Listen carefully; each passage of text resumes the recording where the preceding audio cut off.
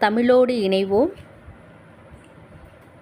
கண்ணதாசன் எழுதிய இயேசு காவியம், இயேசு காவியத்தில் இடம்பெற்ற மழைப்பொழிவு என்ற தலைப்பில் உலக மக்கள் ஜாதி, மதம், மொழி முதலியவற்றால் பிரிந்துள்ளனர். இப்பிரிவினைகள் காரணமாக மக்களிடையே முரண்பாடுகளும் மோதல்களும் ஏற்படுகின்றன. எல்லாரிடமும் அன்பு காட்டி அமைதியையே வாழ்வியல் நெறியாக கொண்டு வாழ்ந்தால் உலகம் உயர்வடையும்.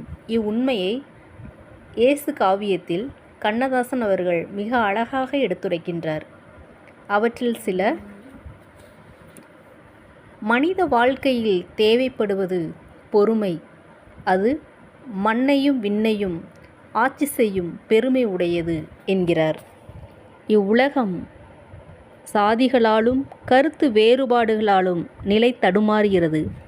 அறம் என்கின்ற ஒன்றை நம்பிய பிறகு சண்டைகள் நீங்கி உலகம் அமைதியாகிவிடும். பொருள் ஈட்டுவதிலும் அறவழியை பின்பற்ற வேண்டும். இவ்வுலகம் ஏற்றத்தாழ்வு இல்லா வாழ்வை பெற வேண்டும்.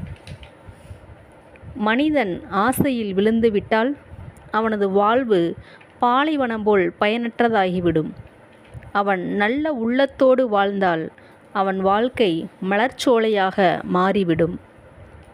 கண்ணிமைக்கும் நேரத்திற்குள் நடக்கும் 1000 போட்டிகளால் பயனற்ற கனவுகள்தாம் தோன்றுகின்றன. இவை இல்லாமல் அமைதியாக வாழ்ந்தால் இதயம் மலையளவு உயர்ந்ததாக மாறும் என்ற அரிய கருத்தினை கண்ணதாசன் அவர்கள் இயேசு காவியத்தில் எடுத்துரைத்துள்ளார். நன்றி.